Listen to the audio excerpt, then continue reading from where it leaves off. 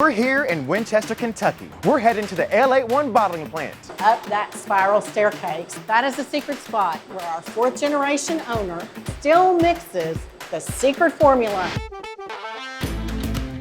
Is a little piece of heaven called the Bourbon Ball. I'm headed just across the Kentucky River here to check out the place where it was invented.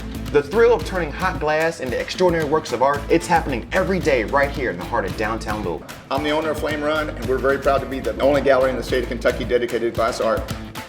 It's not just one of the cutest little towns in the bluegrass, it's also home to the Kentucky Cooperage. They make barrels for some of the state's best bourbon distilleries. But jump in the car and head up the road a bit and you'll find one of the biggest and most modern car factories in the country. I'm Anthony Palmer.